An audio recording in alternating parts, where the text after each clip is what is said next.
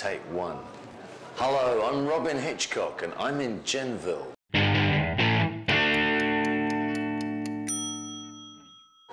Hi, Jen, it's an absolute pleasure. Are you Jen or Jennifer today?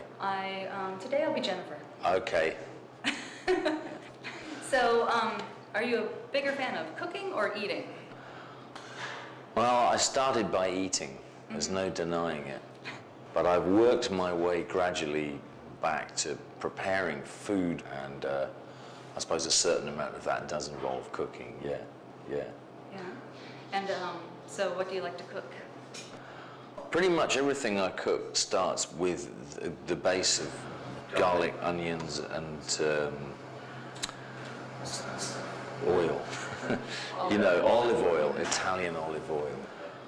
So it does that, and then it can mutate. It can go various ways. It might turn into a curry, or it might turn into a nut roast, or it might turn into food pie. You develop a kind of central gunk.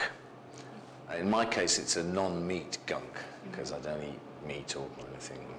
And then around that will inevitably form a kind of outer layer of potatoes. But you can really put anything in the bottom of food pie, so it depends what you've got lying around. So you might have some lentils, maybe some odd, stronger tasting thing like a tiny bit of fennel or something. No, parsnips is,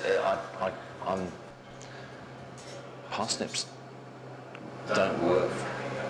I was force-fed root vegetables as a child, and to this day I can't eat sweet parsnip or turnip. There's many things as I can in that aren't quite strong enough to contradict each other. They all sort of enhance. But I know there's a point where you have to choose between, say, cumin and paprika or something, and it could be disastrous. Whereas if what I'm cooking turns into a curry, then with the very initial onion and garlic mix, I then start pouring in cumin, turmeric, and then put a few bits of, again you can put some tomatoes and all that stuff in. Then you steer it off a different way. It's rather like, you know, in utero, there's not that much difference between a human fetus and a horse. Any, you know, mammal fetuses, it's only a few degrees of DNA, so we all start quite similar. Boys and girls are the same thing, or a lizard, you know, boy, girl, lizard, whatever. For the first few weeks they're much the same, and then they take on their identity. So for me, all my meals start at that same point of conception. Do you know where you're going with this? Or Oh no, I don't. I'd like to. It's really great. I'll just start cooking and see where this goes. Adventure rocket ship inside a head parade. A message from the future. You crash upon a star.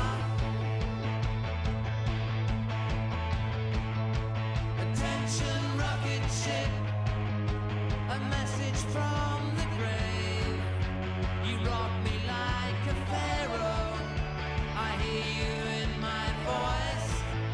You crash upon a star. Adventure rocket ship to having sprung.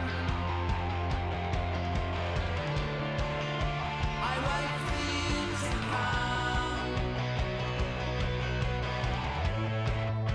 Adventure rocket ship. What do you think is on the menu in heaven? Whether there is a heaven or not, what would be on the menu? You mean in an ideal place? In an ideal place, my The God. concept of heaven, what's on the menu? Oh, I think everything is there except parsnips, but they're very well. It's all very well cooked. For me, it would probably, you know, it's how it's prepared, really. I mean, good sushi is unbeatable. A really good spaghetti puttanesca is definitely worth leaving home for. I hope that creme brulee is in my heaven. Wow, really?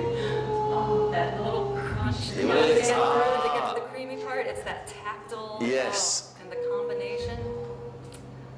Well, that's a good point. Yeah, it is. It's like your feet going through the ice, except you don't then drown in freezing water.